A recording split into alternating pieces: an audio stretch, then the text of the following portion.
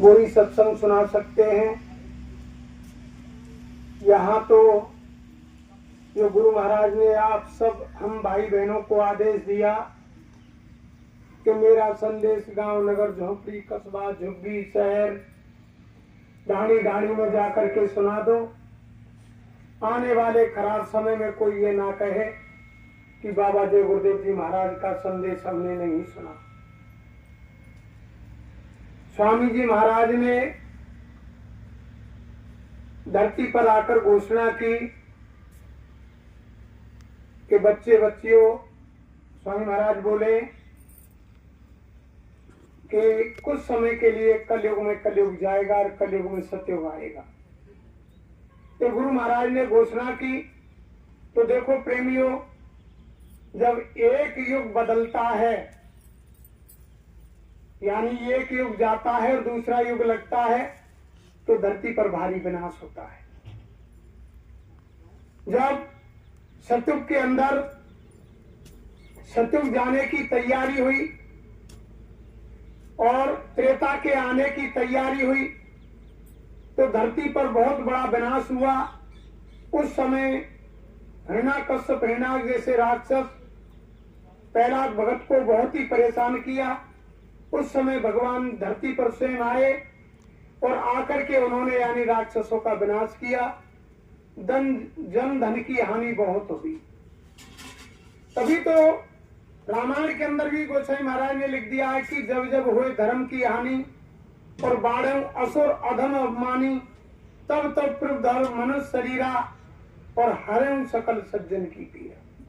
जब जब धरती पर प्रेमियों यानी अधर्म छा जाता है, पापाचार हो जाता है, धर्म लोप हो जाता है तो स्वयं वो कुल मालिक धरती पर आते हैं। वो अपने यानी जीवों को कष्ट को नहीं सहन कर पाते हैं।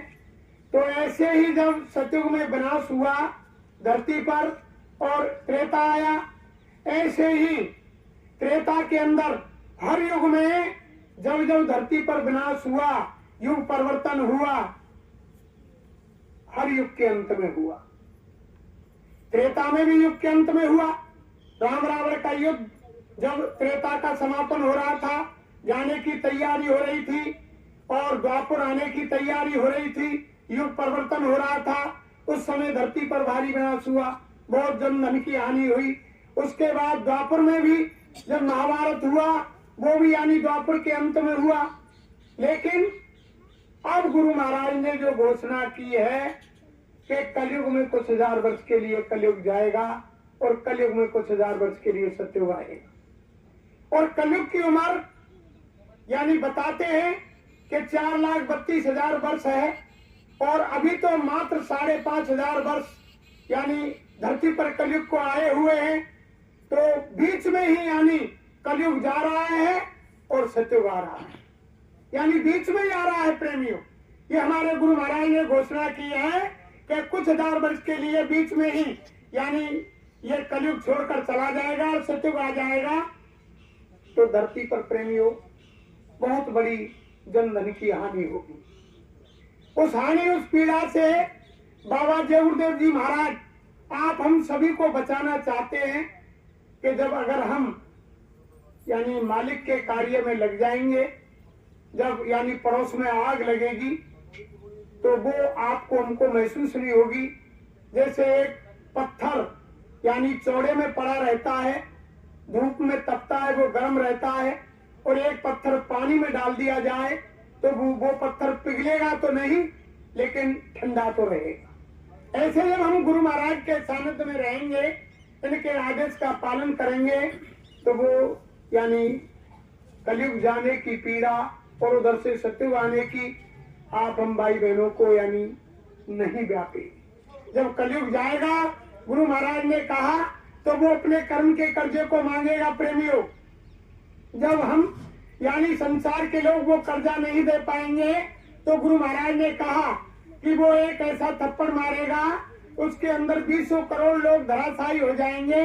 तो गुरु महाराज ने तभी तो कहा कि कहीं जय गुरुदेव पुकार जमाना बदलेगा, प्रजा बहुत मरेगी जग में और लाशें पड़ी सड़ेंगी घर घर में, उठाने वाले मिलेंगे ना यार जमाना बदलेगा। ऐसा समय आ रहा है और हम आप समझ रहे हैं कि बाबा जी ने कह दिया अभी कुछ नहीं हुआ। अरे स्वामी महाराज ने ये कहा कि परिवर्तन ऐसा होगा जो लोगों के दिल दिमाग में नहीं है। ऐसा परिवर्तन होगा जो लोग सोच नहीं सकते हैं। जब रात को सोएंगे जब कुछ और दिन में जगेंगे, सुबह जगेंगे जब कुछ, यानी ऐसा परिवर्तन होगा जो यानी लोग देखते रह जाएंगे। ऐसा परिवर्तन होगा क्योंकि राम रावण का युद्ध मैदान में हुआ, महाभारत मैदान में हुआ और गुरु महाराज कह रहे हैं कि उस समय तो एक रावण था तो एक राम को आना पड़ा और द्वापर में एक यानी दुर्योधन और एक कंस था तो एक यानी कृष्ण को आना पड़ा। अब तो इस कलयुग के अंदर घर घर में रावण कंस की प्रवृत्ति हो गई। अब इतने राम और इतने कृष्ण कहां से आएंगे? तो गुरु महाराज ने बताया कि जो अब यानी कलयुग में जो महाभारत होगा, जो राम रावण का युद्ध होगा कलयुग के अंदर, वो किसी मैदान में नहीं होगा, वो घर घर में होगा और आंगन आंगन में हो। वो बाहर नहीं होगा, वो आंगन आंगन में होगा। बाबा जी गुरुदेव कह रहे हैं यानी वो ही लोग बच पाएंगे जो यानी शाकाहारी सदाचारी होंगे। तभी तो बाबा जय गुरुदेव जी महाराज जगह जगह आप हमको आदेश देकर प्रचार करवा रहे हैं कि बाबा जय गुरुदेव जी का कहना है और शाकाहारी शाकाहारी हो जाओगे तो बीमारी से बच जाओ। और बाबा जी तो बचा रहे हैं और शाकाहारी। स्वयं महाराज ने कहा अरे बच्चा तुम जन जन में कोने कोने में जाकर के प्रचार कर दो। अगर लोग भजन नहीं करते हैं, अगर संसारी लोग मांस मछली अंडे शराब का सेवन छोड़ दिया, शाकाहारी बन गए और यानी सदाचारी हो गए, तो आने वाले खराब समय में उनकी भी रक्षा हो जाए। तो वो सबको बचाना चाहते हैं गुरु महाराज। और अभी यानी कलयुग गया नहीं और सत्युग आया नहीं। जब कलयुग जाएगा इधर से वो अपने कर्जे को मांगेगा। कलयुग का कर्जा है झूठ बोलो, चोरी करो, अन्याय करो, रिश्वत लो, बेईमानी करो, धोखाधड़ी करो, जुआ खेलो, शराब पियो, मांस खाओ, अंडा खाओ, यानी ये कलयुग का कर्जा है। जब वो कलयुग कर्जा मांगेगा और जब संसारी लोग कर्जे को नहीं दे पाएंगे तो वो गुस्से में आकर जाने लगेगा तो एक थप्पड़ मारेगा। एक थप्पड़ के अंदर गुरु महाराज ने बताया कि 20 करोड़ लोग धराशायी हो जाएंगे। फिर इधर से कलयुग जाएगा और उधर से सत्युग आएगा।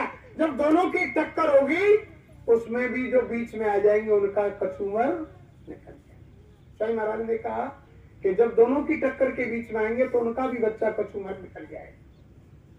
लेकिन जैसे कबीर साहब ने कहा कि चलती चाकी देखकर दिया कबीरा रोए और इन दो पाटों के बीच में सावत बचाना।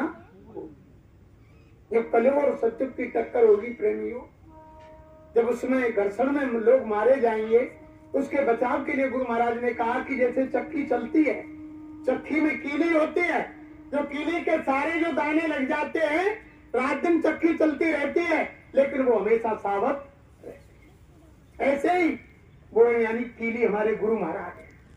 जब इनके सानिध्य में हम आ जाएंगे, इनके आदेश का पालन करेंगे, इनके बताए हुए रास्ते पर यानी चलेंगे तो आपका हमारा बचाव। ऐसे ही नहीं। भाई देखो, सत्संगी कहलाने के योग्य वही हैं। सत्संगी को ये नहीं कि हमने जैकेट पहन ली या हमने टोपी पहन ली या टाट पहन लिया या हमने चादर ओढ़ ली जय गुरुदेव नाम की और हम कहलाने लगे कि सत्संगी बन गए। गुरु महाराज ने कहा कि सत्संगी बनने के लिए बहुत चीजें बदलनी पड़ती हैं, यानी उठना बैठना, खाना पीना, रहना सहना, बोलना चालना, सारी आदतें बदलनी पड़ती हैं जब जाकर के सत्संगी बनते हैं। ऐसे ही नहीं अभी हमने जाकेट पहन ली, टोपी लगा ली और हम कहीं यानी हमारी रिश्तेदारी में चले गए और रिश्तेदार खाने पीने वाले हैं और हमने मान सम्मान की खातिर उनके घर पर उनके बर्तनों में भोजन कर लिया, तो महात्माओं ने क्या कहा कि करा कराया सब गया, सब खत्म हो जाएगा, कुछ नहीं बचेगा। तभी तो गुरु महाराज ने यानी सबसे पहले शाकाहार का प्रचार कराया कि अगर तुम शराबी कबाबी के यहाँ भोजन करेंगे तो महात्माओं ने कहा कि जैसा खावे अन्न और वैसा होवे मन और जैसा पीवे पानी और वैसी होवे। बानी। और जैसा करे यानी साथ और बेसिया में बात, और जैसा करे संग और वैसा चढ़े रंग। जैसा हम साथ करेंगे वैसा रंग चढ़ेगा। आप देख तो रहे हैं हम आप भाई बहनों को जिन्होंने नामदान ले रखा है, हमेशा हर किसी के घर खाना नहीं खाना चाहिए, हर किसी के घर पानी नहीं पीना आप देख रहे चाहिए। हैं गुरु महाराज का यहाँ 5 दिवसीय यानी जब प्रोग्राम तक हम सोच समझ के 5 यानी भोजन मार्च पानी से नहीं 9 मार्च करेंगे तक रहेगा। तो यानी हमारा ध्यान भजन और आज सुमन नहीं 7 बनेगा। मार्च ये 2025 का बहुत दिन यानी तलवार की धार पर समय आध्यात्मवाद तलवार का की समय धार 6 है। बज के 7 मिनट। इस पर चलने के लिए हमें सामने बहुत सारे सूर्य यानी परहेज करने पड़ेंगे। आपको दिख जब रहा परहेज है। हम नहीं करेंगे, स्वामी महाराज ने क्यों मना किया चाय के लिए, डालडा के ये लिए? हमारे शैलेंद्र भाई साहब की इसलिए तो मना व्यवस्था। किया। भाई होटलों पर तुम जाते हो तो एक बर्तन भरा हुआ है पानी का, और उसी में यानी उसी प्लेट में खाना खा करके कैंसर का मरीज गया, डायबिटीज का गया, और मलेरिया का गया, टाइफाइड का गया। एक बर्तन में वो यानी प्लेट डाली, निकाल के रख दी, फिर उसमें ही खाना आपको परोस दिया। तो महात्मा कहते हैं कि डॉक्टर जब किसी यानी फोड़े का ऑपरेशन करता है तो हाथ में यानी वो ग्लव्स पहनता है, पहनने के बाद उनको उतार कर फिर भी कई बार साबुन से साफ करता है, तब कीटाणु जाते हैं। और तुमने देखा नहीं, यानी पहले एक ही सिरिंज होती, एक ही निडल होती, और खान पान के कारण हमारा ये खान पान दूषित हो गया। इसके कारण यानी पहले समय में तो इतना खान पान दूषित नहीं था, तो एक ही सिरिंज होती, एक ही निडल होती, गर्म पानी में डॉक्टर खोला कर यानी उसी निडल उसी सिरिंज से कई इंजेक्शन लगा देते। जब डॉक्टरों ने देखा कि गर्म पानी में भी कीटाणु खत्म नहीं हो रहे हैं तो निडल बदलना शुरू कर दिया, सिरिंज है तो निडल बदल दी। जब देखा कि निडल तो बदल दी लेकिन सिरिंज में से कीटाणु गर्म पानी में भी खत्म नहीं हो रहे तो डिस्पोजल में चला दी सिरिंज। एक बार लगाई और फेंक दी। और जिस बर्तन में यानी पानी भरा हुआ है उसमें बर्तन को निकाल रहे हैं और डाल रहे हैं, निकाल रहे हैं, डाल रहे हैं, तो उसमें कीटाणु कैसे खत्म हो जाए? अगर आप किसी होटल पर गले में पानी भरा उसको पिएंगे तो वो कीटाणु आएंगे। इसलिए तो हर चीज यानी सत्संगी प्रेमियों को सोच समझ के करनी चाहिए। हर चीज यानी हर किसी उस पर खाना नहीं खाना है, हर किसी के यहाँ पानी नहीं पीना है, तब हम यानी सत्संगी कहलाने के योग्य हैं। ऐसे नहीं के वैसे ही खा लिया। और नामदानी वही भाई बहन है। गुरु महाराज ने कहा कि नामदानी वही है जो यानी नामदान लेकर के नामदान का काम करता है। हमने नामदान तो गुरु महाराज से ले लिया। गुरु महाराज ने कहा ये ऐसी चीज है नामदान, ये इतनी बड़ी दौलत है कि तुम सारे लोगों की संपदा एक तरफ अर्पण कर दें और फिर कहें कि हमको ये नामदान दे दो, फिर भी ये मिलने वाली नहीं। ये तो उन्होंने दया करके प्रेमियों, हम आप जैसे नीच निकम्मे गए गुजरे जीवों को यानी गुरु महाराज ने खोजा पकड़ा, हमने इनको नहीं खोजा। क्या आपने खोजा किसी ने? गुरु महाराज ने स्वयं खोज करके आप हमको पकड़ा प्रेमियों, और पकड़ करके वो नाम की दौलत स्वयं महाराज यानी 2012 में होली के कार्यक्रम में बोले, अरे बच्चा तुम इसके लायक नहीं थे, ये तो मैंने तुम्हारी झोली में जबरदस्ती डाला है, इसके लायक हम आप नहीं थे। क्यों कि पहले यानी महात्माओं के क्या देखो आप भाई बहनों, पहले महात्माओं के यहाँ नाम की दौलत लेने के लिए बड़े बड़े राजे महाराजे, बड़े बड़े यानी धनी मानी लोग गए और बड़े बड़े संसारी लोग गए। वहाँ यानी 10-10 साल तक महात्माओं के आश्रमों में धोती लंगोटी धोई, बर्तन साफ किए, झाड़ू लगाए, जूतियां साफ की, लंगर बनाया, जंगल से लकड़ी लाए, भंडारे को पानी लाए, बड़ी बड़ी सेवाएं की। फिर भी महात्माओं ने कह दिया कि बच्चा तुम्हारे घर जाओ, तुम इस चीज के लायक नहीं। ये तो बड़ी दया लेकर के आए स्वामी जी महाराज। छोटी मोटी ताकत नहीं, बहुत बड़ी ताकत है। जब हम संसार के अंदर प्रेमियों यानी त्रेता के राम की लीला को हम आप नहीं पहचान पाए। वो तो मात्र 12 कला से आए थे, 12 कला के राम की लीला को लोगों ने नहीं पहचाना। जिनके साथ 24 घंटे लक्ष्मण रहे, लक्ष्मण भी नहीं पहचान पाए। जिस समय कंदमूल फल लेने के लिए भगवान राम ने लक्ष्मण को भेज दिया और सीता से कहा कि सुनो सिए तुम सुबह सुशीला, हम कछु करम चहत नरलीला, प्रिय तुम करो अग्नि में वासा और जुबलक करूं निशाचर नाश। नाश ये मरम लक्ष्मणों नहीं जाना और जो कुछ चरित्र रचो भगवान लक्ष्मण भी नहीं जान पाए। जंगल में भेज दिया और सीता से कहा, हे देवी, हे प्रिय, हम एक मनुष्य लीला करना चाहते हैं, नर लीला करना चाहते हैं, तुम हमारा सहयोग करो, हमारा साथ दो। माता सीता ने कहा कि बताओ प्राणनाथ, मुझे क्या करना है? कि तुम अग्नि में प्रवेश कर जाओ, मैं नकली सीता बनाता हूँ। राम ने नकली सीता तैयार कर दी, असली अग्नि में प्रवेश कर गई। लक्ष्मण जंगल से आए लेकिन भेद को नहीं जान पाए कि असली सीता अग्नि में चली गई, ये नकली है। नहीं जान पाए, नहीं पहचान पाए। लक्ष्मण ने भी नहीं जाना, सती भी नहीं पहचान पाई। सती माता सती वो भी नहीं पहचान पाई। तीन लोक के नाथ राम को जो 12 कला से आए थे प्रेमी, लंबी है रामायण कथा, समय बहुत लग जाएगा समझो। तो यानी नहीं पहचान पाए। द्वापुर के अंदर भगवान कृष्ण को लोगों ने नहीं पहचाना। आज उनके मंदिर बना बना करके ढोलक मंजीरा बजा करके पेट का पार्जन कर रहे हैं और वे उस समय नहीं पहचान पाए। जरासंध का युद्ध मथुरा के मैदान में यानी 17 बार हुआ।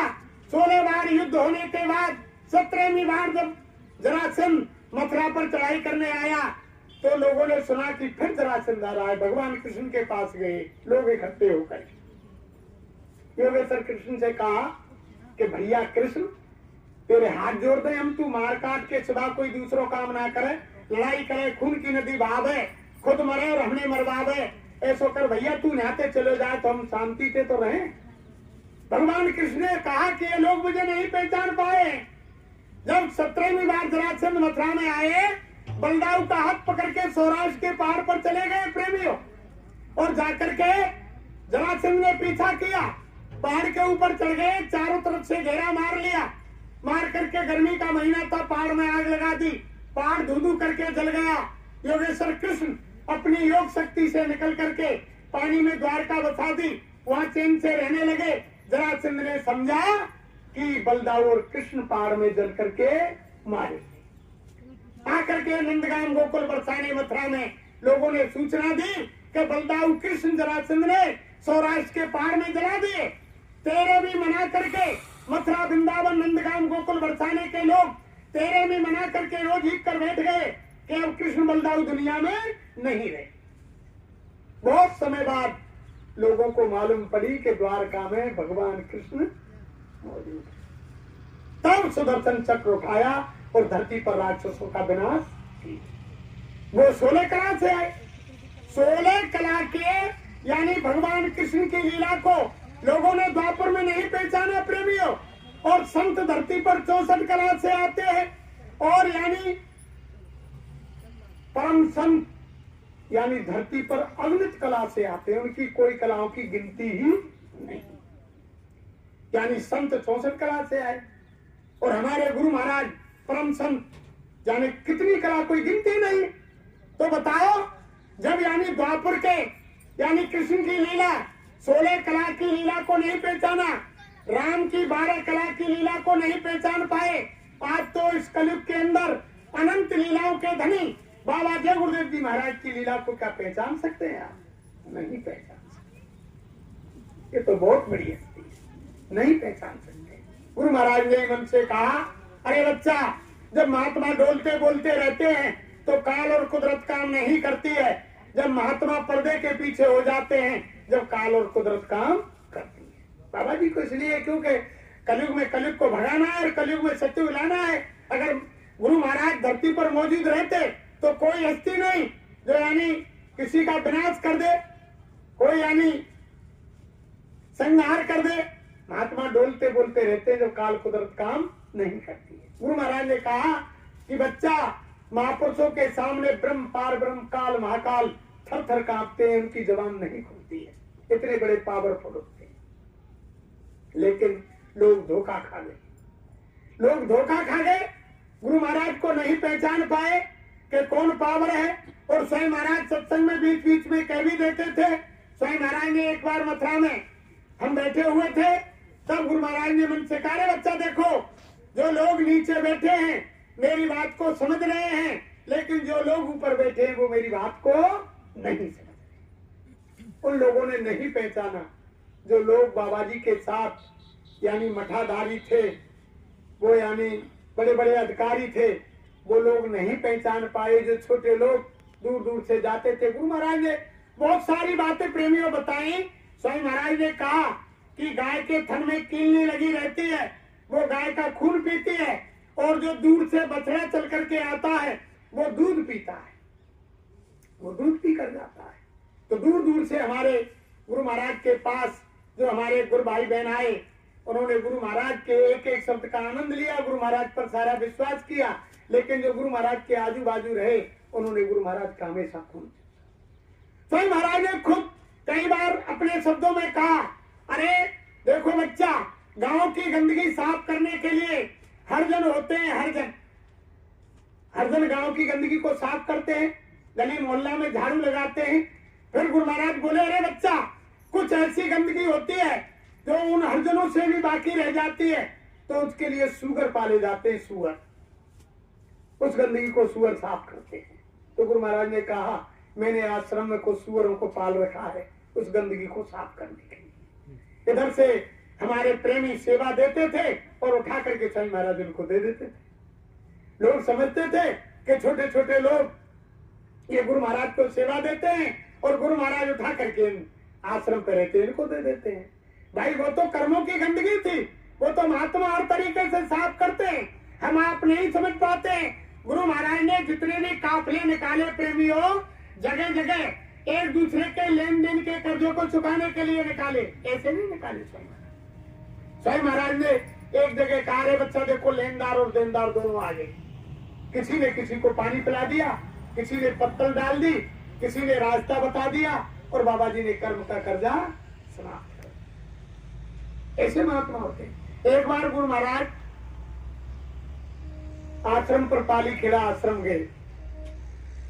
पालीखेड़ा आश्रम में उस समय मूली और टमाटर बोए हुए थे। तो गुरु महाराज ने देखा कि मूली की फसल और टमाटर की फसल बहुत बढ़िया है। तो सेवादार लगे हुए, तो उनसे गुरु महाराज बोले, अरे बच्चा इधर आओ। बोले, जी हजूर। अरे कि बच्चा, वो हमारे गुरु महाराज का भंडारा आ रहा है अगेन में, कोई मूली उखाड़े नहीं और टमाटर तोड़े नहीं, इनकी रखवाली ढंग से करना, ये भंडारे में काम देंगे।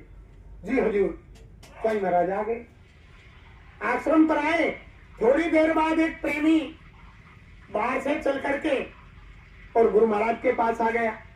उसके पीलिया था और उसने डॉक्टर को दिखाया, चेकअप कराए तो उसके खून में पी लिया। जब पी लिया था तो गुरु महाराज से कहा कि हजूर, डॉक्टर ने मुझसे दवाई लेने को कहा और पीलिया घोषित कर दिया, मैंने दवाई नहीं ली हजूर, ऐसी दया करो कि मेरा पीलिया खत्म हो जाए।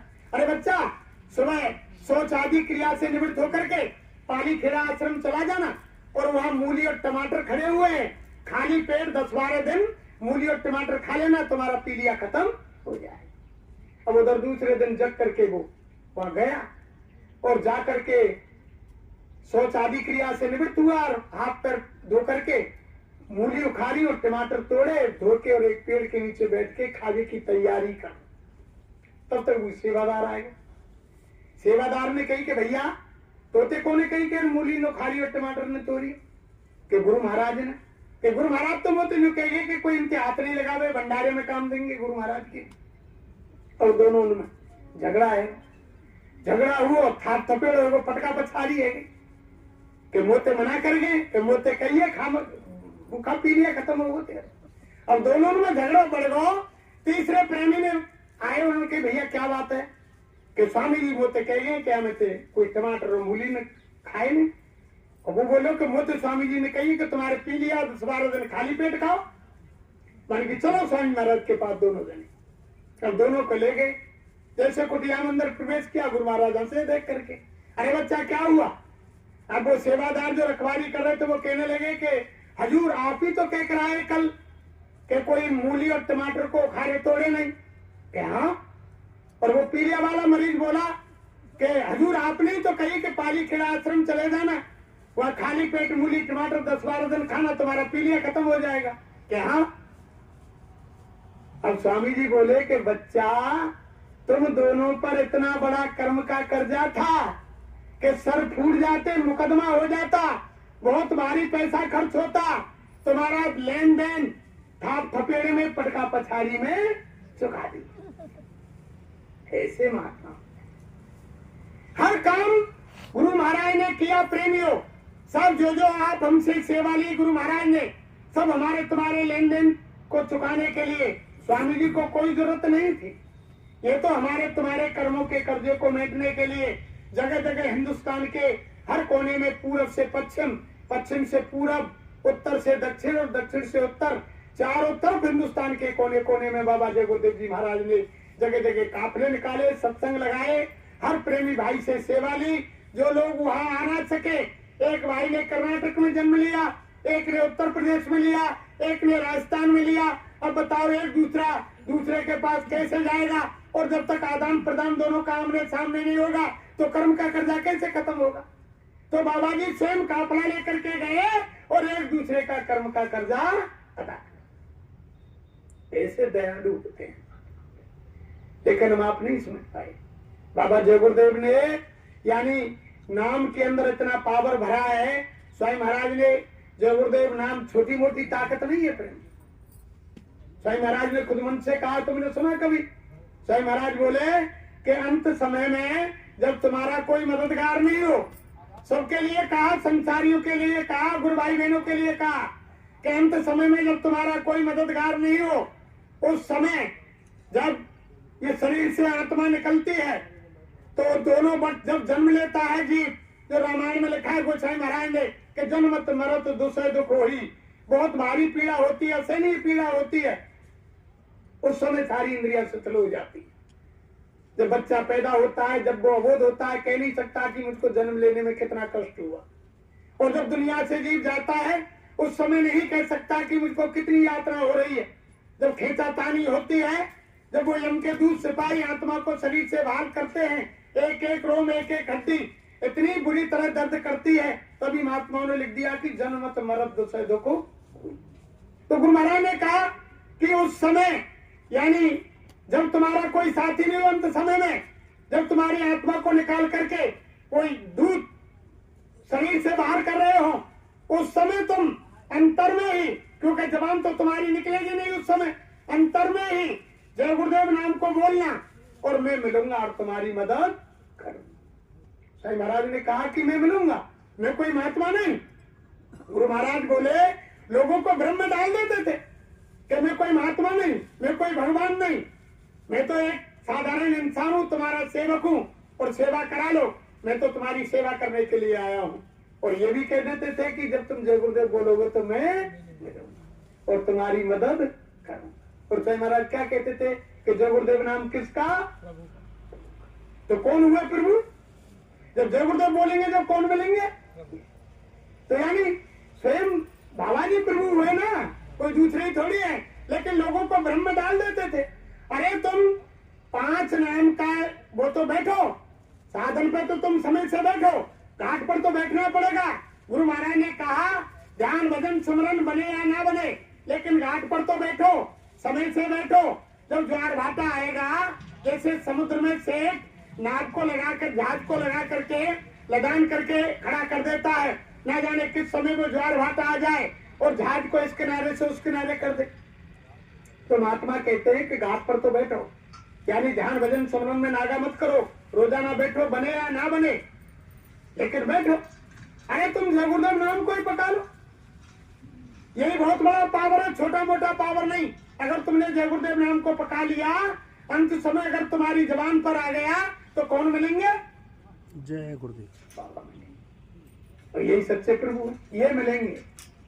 जब हम आप भाई बहन अभी हम जाकर टोपी टाट पहनते हैं और रिश्तेदारी नातेदारी में गए या कोई फोन आ रहा है और अभी हम राम राम नमस्ते और राधे कृष्णा ना छोड़ रहे, वो जय गुरुदेव 24 घंटा नहीं आ रहा है, जब तक यानी वो हमारे मन में दिल में वो रम नहीं जाएगा, जब तक भाई बहनों काम नहीं बनेगा। हमें है काम सतगुरु से, जगत रूठे तो रूठे, संसार की तरफ तुम जाएंगे।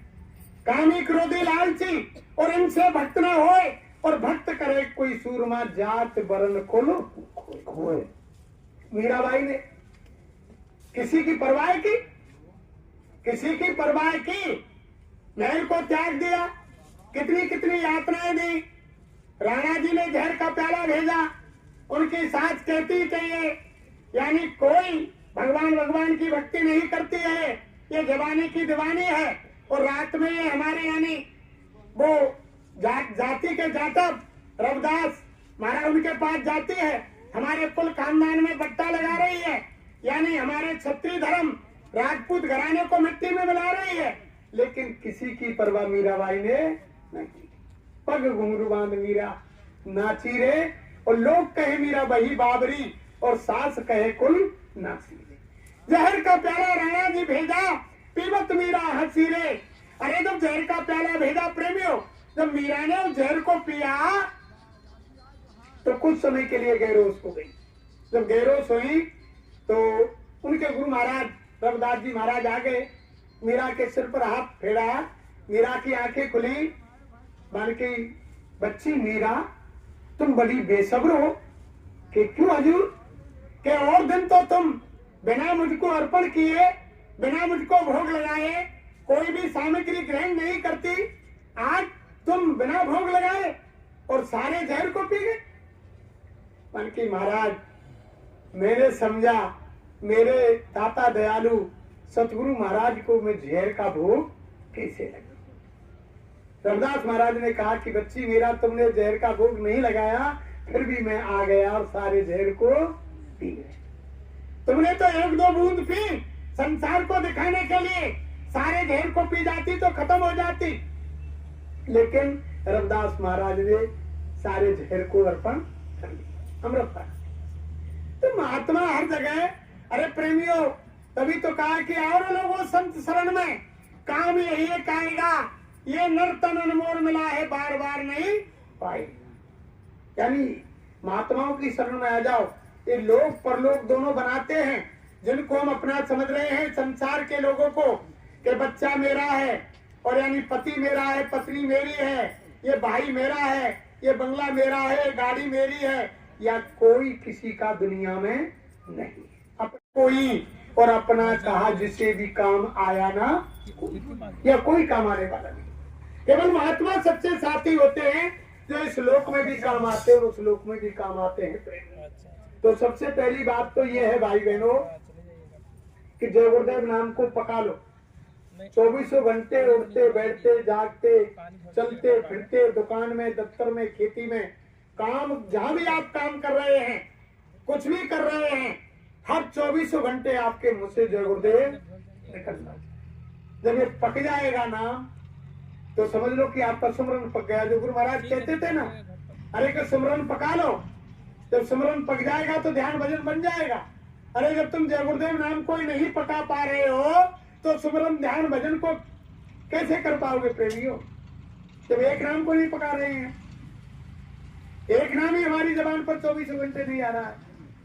छोटा मोटा पावर नहीं, बहुत बड़ा पावर है इस नाम के अंदर।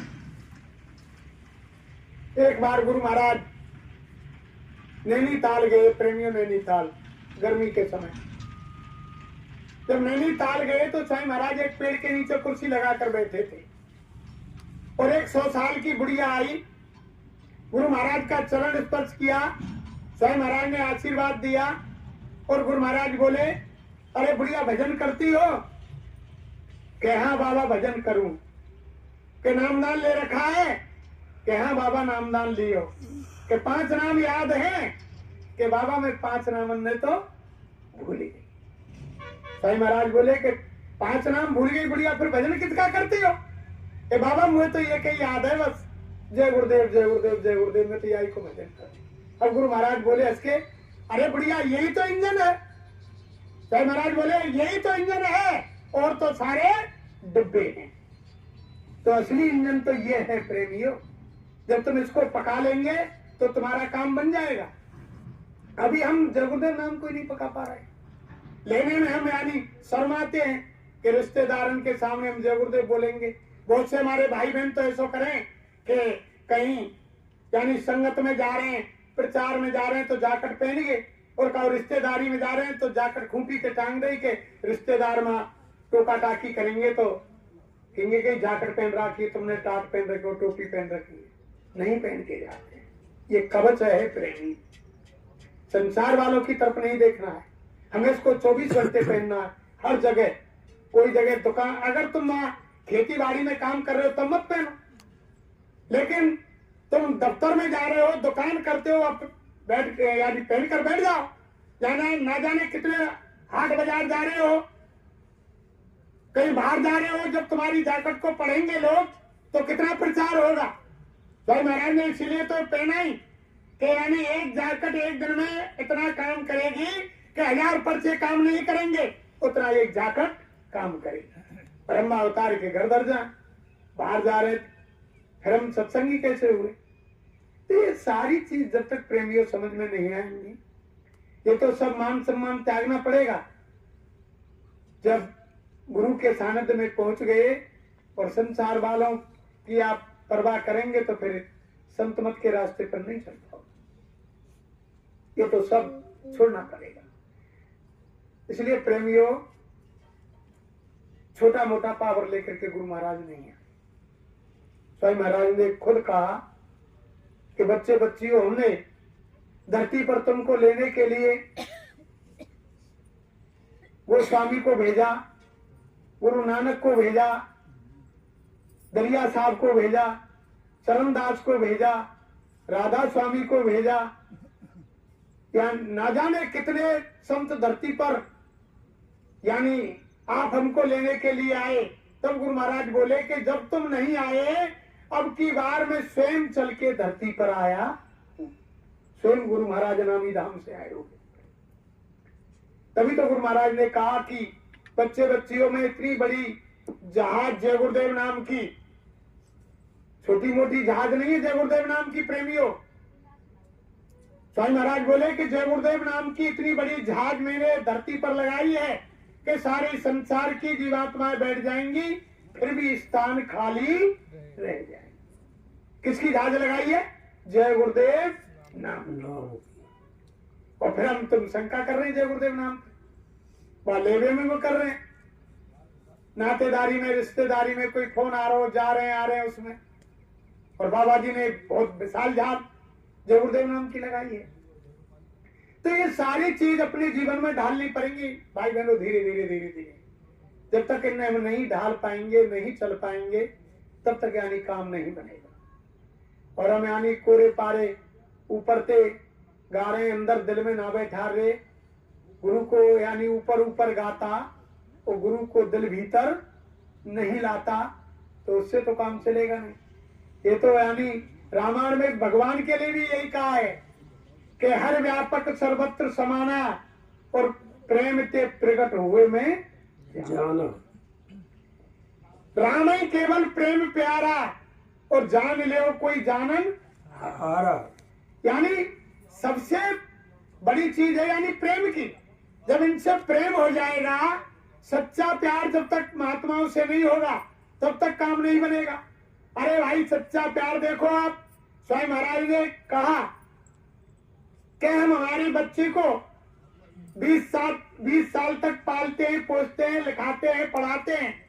जब शादी योग हो जाती है, जब उसकी शादी कर देते हैं, तो एक दिन में ही करीब यानी 80% प्यार उनके माँ बाप से खत्म हो जाता है लड़की का, और मात्र 20% प्यार रह जाता है एक दिन में। 20 साल हमने पाला पोसा लड़की को, और जब अपनी ससुराल चली गई, संसारिक सच्चे पति मिल गए, तो वहां उनका प्यार अधिक हो गया और यानी घर वालों से प्यार कम। ऐसे गुरु महाराज ने कहा कि जब तुम्हारा प्यार, जब तुमको सच्चे मालिक, सच्चे सतगुरु मिल गए, और जब तुम संसार से प्यार करोगे और यानी सच्चे सतगुरु से प्यार नहीं करोगे, तो तुम्हारा काम कैसे बनेगा। एक बच्ची यानी 20 साल लिखाई पढ़ाई पाली पोसी, और उसने यानी एक दिन में ही अपने माँ बाप से प्यार खत्म कर दिया, संसारिक पति मिल गया, उससे यानी उनका अधिक प्यार हो गया। ऐसे ही जब हम संसार से प्यार खत्म करके महात्माओं से प्यार नहीं करेंगे, तब तक हमारा काम प्रेमियों नहीं बनेगा। सच्चा प्यार इनसे करना। पर हम क्या कर रहे हैं? प्यार तो हम कर रहे हैं, कुटुंब परिवार, गाड़ी घोड़ा बंगला जायदाद जमीन, उनसे कर रहे हैं। और पूजा किसकी कर रहे हैं? गुरु की। परमात्मा क्या कहते हैं, अरे पूजा तुम संसार की करो, मना नहीं करते हैं, पूरे परिवार की पूजा करो, रोज गाड़ी की आरती उतारो, रोज जमीन की आरती उतारो, रोज दुकान की आरती उतारो, और रोज पति पत्नी की आरती, बाल बच्चों की आरती उतारो, लेकिन प्यार किनसे करो, गुरु महाराज, प्यार इनसे करो सच्चा। आरती संसार की करो, पूजा संसार की करो, कौन मना करता है, लेकिन प्यार सच्चा गुरु से होना चाहिए। और हम क्या कर रहे हैं, पूजा गुरु की कर रहे हैं, आरती गुरु की उतार रहे हैं ऊपर ऊपर से, और प्यार किससे कर रहे हैं, संसार से। ऐसे काम थोड़ी चलेगा प्रेमी। जब तक यानी हम गुरु के सच्चे दीवाने नहीं होंगे, हम लोग हैं ऐसे दीवाने, दुनिया को झुकाकर मानेंगे। और गुरु भक्ति कैसी होती है, ये पाठ पढ़ाकर, यानी जब तक हम ऐसे दीवाने नहीं बन जाएंगे, जैसे मीरा दीवानी हो गई, सहजोबाई माता बहन देवियों में दीवानी हो गई। आपने सहजोबाई कहते आप नहीं सर, सहजोबाई चरणदास जी महाराज की शिष्या थी, भजन करती थी। जब वो शादी के योग हो गए तो जबरन उनके माँ बाप ने और शादी की ठान दी। सहजोबाई ने मना किया और उनके गुरु महाराज ने मना किया, चरण दास ने के बच्ची शादी मत करना। जब शादी तय कर दी, जब सहजोबाई से माँ बाप ने कहा कि बच्ची तुम्हारी शादी है, तो सहजोबाई ने कहा कि पिताजी मैं शादी नहीं करूंगी, और अगर तुम मेरी शादी करना चाहते हो, अगर मेरे गुरु महाराज कह देंगे और गुरु महाराज शादी में आ जाएंगे, वो कह देंगे तुम्हें शादी करने के लिए तैयार। हमारे साथ हमारे भाई मुरारी सिंह जी भी मौजूद हैं। अब उनके माँ बाप ने कहा कि बेटी सहजो एक काम हम करते हैं, जाते हैं गुरु महाराज के पास। अब गुरु महाराज के पास गए, माँ बाप दोनों, और गुरु महाराज से अर्जी विनती प्रार्थना की कि दाता दयालु, वो तुम्हारी लाडली सहजो की शादी है और तुम्हें वहाँ शादी में मंडप में आशीर्वाद वर वधू के देने के लिए आना। अब उन्होंने विचार किया कि जाना तो पड़ेगा, हाँ कर दिया चरणदास ने। खुशी खुशी में माँ बाप आ गए और सहजो से कहा कि सहजो, गुरु महाराज ने, तुम्हारे गुरु महाराज ने हाँ कर लिया है, वो वर वधू के लिए और यानी आशीर्वाद देने के लिए मंडप में आएंगे। अब आएंगे तो सहजो ने कहा कि मैं शादी करने के लिए यानी तैयार, तो गुरु महाराज आएंगे, अगर गुरु महाराज नहीं आएंगे तो मैं शादी नहीं करूं। और शादी की तैयारी हो गई प्रेमी। और वहां सहजो भाई यानी शादी के श्रृंगार करने लगी। इतने में गुरु महाराज आ गए। अब गुरु महाराज आए तो मंडप में सहजो नहीं मिली। अब पूछा कि वो हमारी बच्ची सहजो कहाँ है, कि महाराज वो तो घर है। अब घर देखा कि सहजो मां श्रृंगार कर रही है, उधर से बारात दूल्हे घोड़ी पर बैठकर आ रहा है। तो घोड़ी पर बैठकर आ रहा है, सहजो के पास गुरु महाराज खड़े हुए हैं।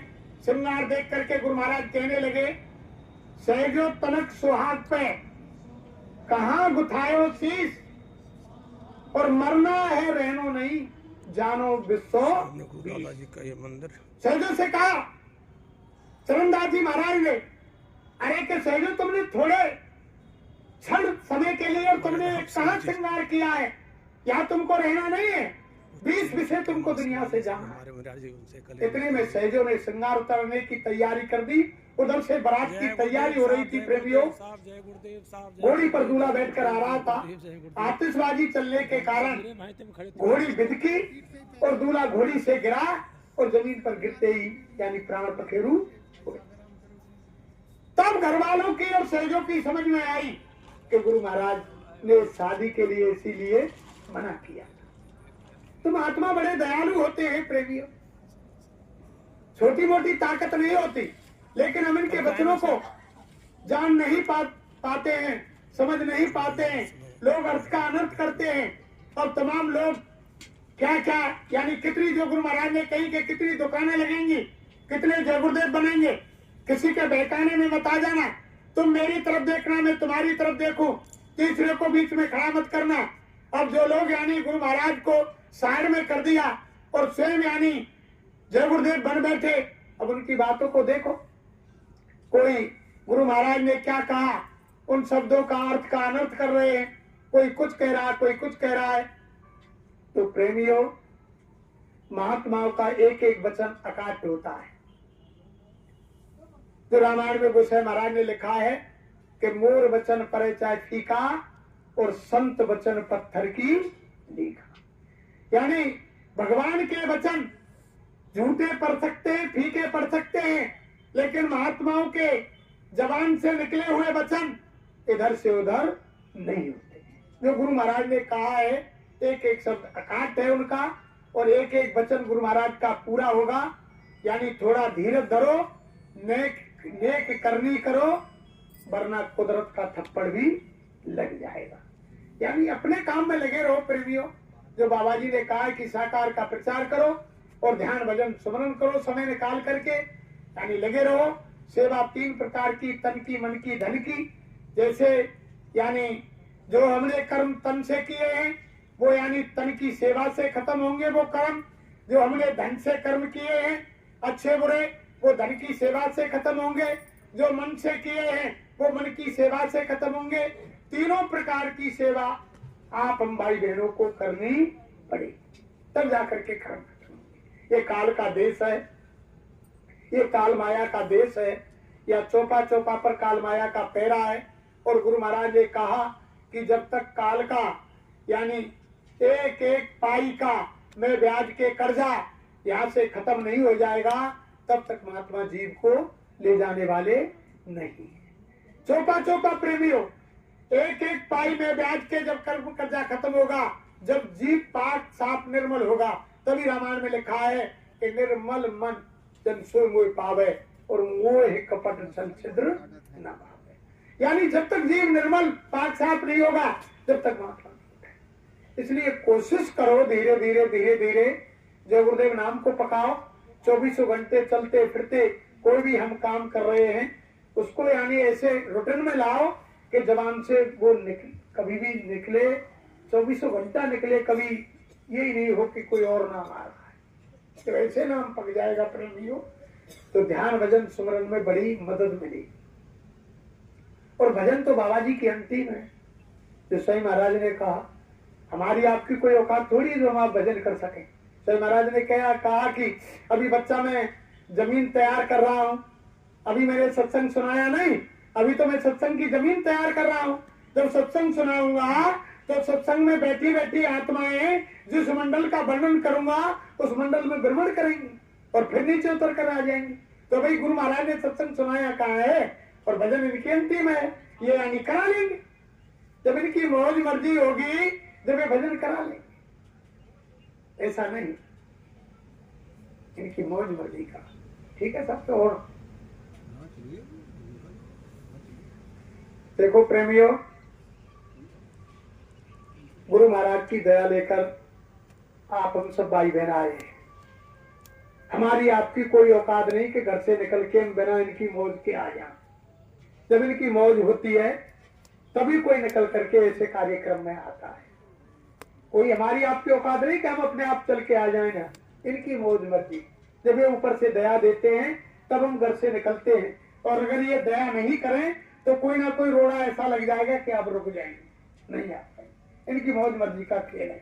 जो भी आप संसार में कार्य करें, कोई भी संसार का, घर का, गृहस्थी का, ध्यान का, भजन का, कोई भी यानी परमार्थ का, सब गुरु महाराज की मौज पर छोड़कर अपना उसमें कुछ मत लगाओ कि मैंने किया या मैं कर रहा हूं, ये नहीं। सब गुरु महाराज की मौज की, इनकी दया का खेल है। जय गुरुदेव।